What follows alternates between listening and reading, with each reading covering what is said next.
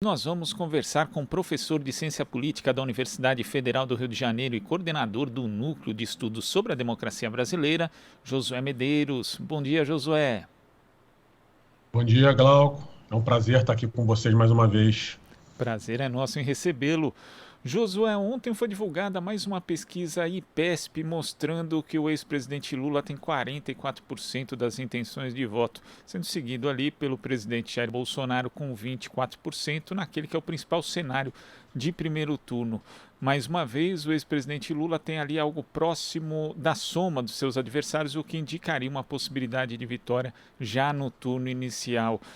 Em si, a pesquisa, eu queria que você falasse a respeito, né, do que ela traz em termos de novidade, mas te impressiona essa persistência do percentual do ex-presidente Lula, de acordo com todas as pesquisas, inclusive, nesse patamar tão elevado? Olha, Glauco, na verdade não me impressiona. Desde que o Lula recuperou os direitos políticos em março, que as pesquisas mostraram o crescimento dele, a própria série histórica do IPESP, ele saltou de 17 em fevereiro de 2021 para 25 em março, só recuperando os direitos políticos.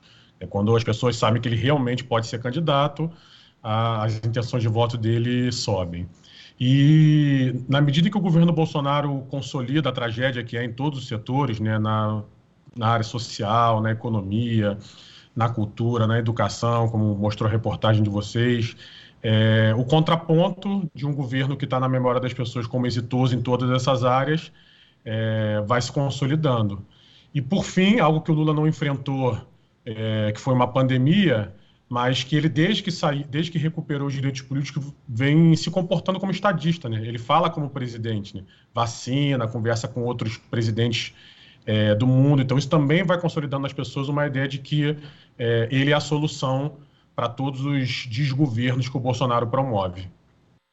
Agora, quando a gente observa os números da pesquisa espontânea, que é quando não são apresentados os nomes dos candidatos, indicando aí uma certa consolidação de voto, o ex-presidente Lula tem 35% e Bolsonaro tem 23%. No caso do Bolsonaro, é quase a mesma porcentagem que apresenta na pesquisa estimulada. Isso indica, né, somando os dois aqui dá 58%, isso indica já um segundo turno praticamente certo, ou você ainda acha que podem acontecer outras movimentações nesse âmbito da chamada terceira via, né? Esse grupo um pouco disperso, né, em termos ideológicos, mas que muita gente ainda aposta nela. Como você analisa, Josué? Boa, Glauco. Olha, eu acho que não tem espaço para terceira via desde que o Lula recuperou os direitos políticos.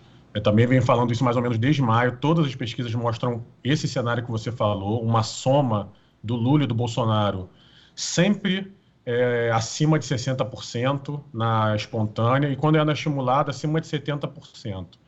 Então, isso não só consolida a posição dos dois no segundo turno, como, e esse é um elemento que eu tenho chamado a atenção, como antecipa o segundo turno para o primeiro turno. Então, a tendência, né, continuar assim, com as coligações enormes que Lula e Bolsonaro vão fazer, logo terão mais tempo de TV, mais fundo partidário, a tendência é essa polarização se acentuar ainda mais e a gente ter aí uma definição no primeiro turno, não porque o Bolsonaro vai estar fraco e o Lula forte, mas porque os dois vão estar muito fortes e vão sugar os votos de todos os outros candidatos, mais ou menos como foi a eleição de 94 e 98, Fernando Henrique e Lula eram tão fortes que não tinham outros candidatos e a eleição se resolveu no primeiro turno.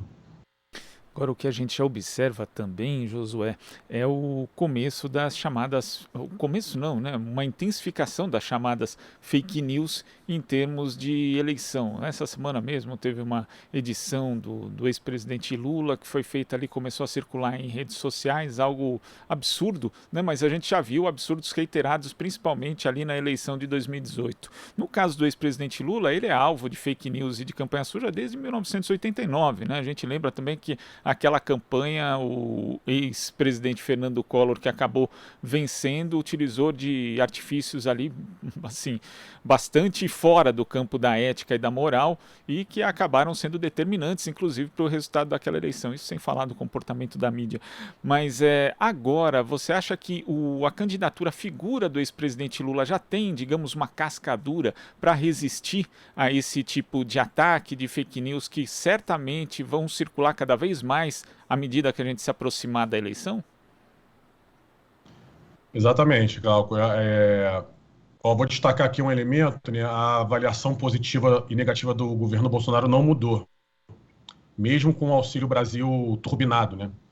Então, esse elemento, a se confirmar em próximas pesquisas, mostra exatamente o que você falou. É a casca do ex-presidente Lula, que é capaz de conversar com as pessoas e falar, olha, isso aí que ele está te dando é uma conquista que a gente trouxe com o Bolsa Família, né? Então, você não precisa votar nesse candidato para ter proteção social. Pelo contrário, você vai ter mais proteção social se votar em mim. E eu acho que no caso das fake news, algo parecido vai acontecer. Agora, em alguma medida, a estratégia dos fake news do Bolsonaro não é necessariamente para tirar pontos do Lula, mas é para colocar pontos nele, né? Para ele saltar desses 23 na espontânea, 24 na estimulada, para 30%, né? Porque tem a ideia de mobilizar os fantasmas do comunismo, da ditadura gay, do feminismo. Então, e aí as pessoas que estão indecisas ou que estão com o Moro vão acabar migrando para ele. Então, tem um duplo jogo aí das fake news. Eu acho que não pega no ex-presidente Lula, mas ainda assim o Bolsonaro vai se beneficiar muito dessa estrutura subterrânea de redes que ele tem. E também tem um aspecto de que, efetivamente, em termos de resultados, Bolsonaro, né, como mostram as avaliações de governo, tem muito pouco ou quase nada a apresentar em termos de avanços na economia, em termos de avanços sociais, meio ambiente, tudo, né? Se a gente for pegar todos esses aspectos da educação, é muito difícil o Bolsonaro apresentar algum dado positivo. Então ele deve voltar a essa questão dos valores, isso que deve ser a tônica da campanha de Jair Bolsonaro em 2022, assim como foi em parte também em 2018, Josué? Eu acredito que sim. Eu acho que do ponto de vista das realizações, ele vai mostrar obras, né? O Ministério da Infraestrutura, com o Tarcísio, que talvez seja candidato ao governo do Estado, deve ser um dos elementos de resultado que ele vai mostrar, mas provavelmente o único. E mesmo essas obras, a gente sabe, muitas começaram em governos anteriores, né? O Bolsonaro foi inaugurar vários pedaços da transposição do Rio-São Francisco, por exemplo, né? Iniciada nos governos Lula e Dilma, mas não tem, como você destacou, muita coisa para apresentar. Então, a dinâmica dos valores, né? A questão moral da família, a questão ideológica, e especialmente na chave dos fantasmas que ele vai levantar, vão vir bem fortes na estratégia de campanha dele. Não tem nenhuma dúvida disso. Ele não sabe nem fazer diferente, né? Ele e o seu entorno sequer saberiam fazer uma campanha sem ser desse jeito. E ontem, Josué, falando de uma outra questão que é uma novidade nessas eleições, o PT pediu ampliação de prazo para a formação das federações até abril, né? Esse prazo está estipulado até março, mas existem inúmeras dificuldades, né? As federações elas duram 4 anos, também elas têm aí um comprometimento maior, inclusive nas eleições municipais, nas próximas, né? E houve algum avanço, né, entre PT, PSB, PCdoB, PV, né, formaram já um comando, mas ainda existem problemas, por exemplo, nos estados e também algumas disputas regionais. Como é que você vê a possibilidade da formação dessa e de outras federações ainda dentro desse prazo estabelecido pelo TSE ou que pode ser estendido até abril, Josué? Olha, Glauco, eu acho essa uma ótima pergunta. Assim, eu, como cientista político, acho a legislação das federações uma baita inovação institucional que a gente conquistou. Eu até me impressiono em como a gente, no bolsonarismo, conseguiu, né, aprovar uma legislação que permite uma unidade programática dos partidos, né, que organize com coerência as candidaturas no plano estadual, no plano municipal, na atuação do Congresso.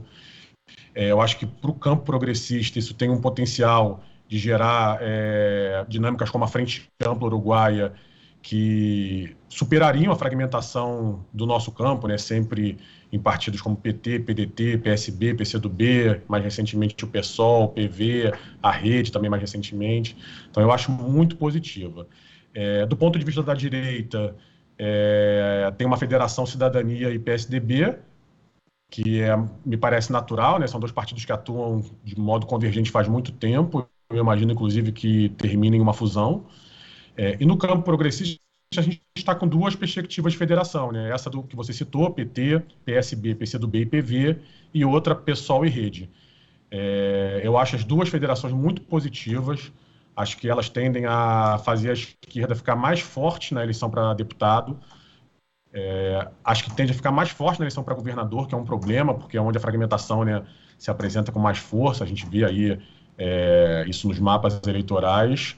E eu espero muito que dê certo para que, durante os 4 anos aí seguintes, de preferência sem o Bolsonaro, essas duas federações possam conversar para convergir em uma federação só, que seria o modelo ideal, né? Seria o funcionamento ideal para a esquerda, 6, 7 partidos atuando de forma unificada para garantir direitos, para ampliar a proteção social, para garantir uma economia que, de fato, tire as pessoas da pobreza, que proteja o meio ambiente e por aí vai.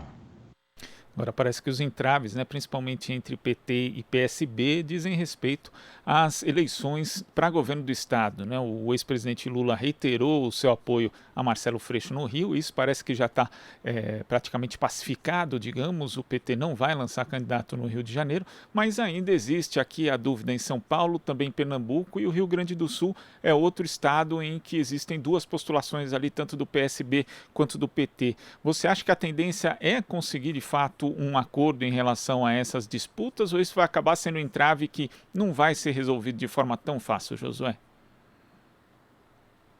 Olha, Glauco, não vai ser resolvido de forma tão fácil, mas eu estou otimista.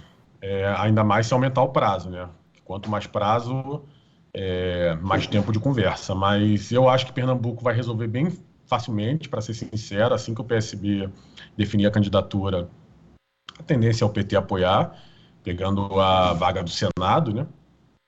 E o quadro mesmo, nós, São Paulo, Rio Grande do Sul, a minha impressão é que também vai resolver com alguma facilidade, porque a diferença ali de tamanho é enorme. Não sei nem se o Beto Albuquerque, que é o pré-candidato lá do PSB, fica, né? Ele é alguém que já não se relaciona com o campo progressista tem algum tempo. E o nome mesmo é São Paulo, não tem muito jeito, né? Pelo que eu li, pelo que eu conversei com pessoas aí dos dois partidos, tem uma perspectiva de organizar uma pesquisa conjunta, né? E essa pesquisa com alguns critérios. Eu acho que março dá para fazer isso, né? Fazer uma pesquisa no começo de março, outra na metade de março, e analisar a partir daí desse dia. Eu espero muito que os dirigentes partidários de São Paulo consigam destravar esse nó para não paralisar a federação no Brasil inteiro. E o ex-presidente Lula também já deu declarações dizendo que acredita que o PT nunca tenha estado tão perto, né, de conquistar o governo do estado como nessa eleição com o candidato Fernando Haddad. Lembrando que o PT, que tem aí o seu nascimento nesse estado, ele só conseguiu chegar ao segundo turno uma vez em 2002 com o José Genuíno. Então existe uma perspectiva boa para esse campo PT e PSDB, tanto no Rio quanto em São Paulo, que obviamente são estados-chave da federação, Josué. Exatamente. No Rio, o quadro já está mais consolidado, né? Você tem a candidatura do governador Cláudio Castro, você tem a candidatura do Marcelo Freixo. A tendência é essas duas candidaturas polarizarem o quadro estadual, assim como Lula e Bolsonaro vão polarizar o quadro nacional. E você tem no Rio o Rodrigo Neves, que é do PDT, ex-prefeito de Niterói, correndo por fora. Ele vem pontuando 7%, 8%. E se ele conseguir sair do isolamento que o PDT está, tanto no plano nacional quanto no plano estadual, ele pode quebrar essa polarização, né? Em São Paulo, o quadro é mais confuso. Tem, né, na direita tem o Tarcísio, tem o atual governador, então isso acho que já está resolvido, mas na esquerda tem o Guilherme Boulos, do PSOL, tem o Márcio França, do PSB, tem o Fernando Haddad. Agora, eu aposto que essas três candidaturas vão convergir para uma só. Aí é exatamente isso que você falou, essa perspectiva de vitória num Estado governado, né, pelo campo neoliberal há 3 décadas, Isso vai ser um incentivo, sabe? Um enorme elemento de estímulo para que, né, você pegar candidaturas com pouco potencial de vitória só para se autoconstruir, que é uma tática totalmente legítima, dessa vez seja colocada de lado.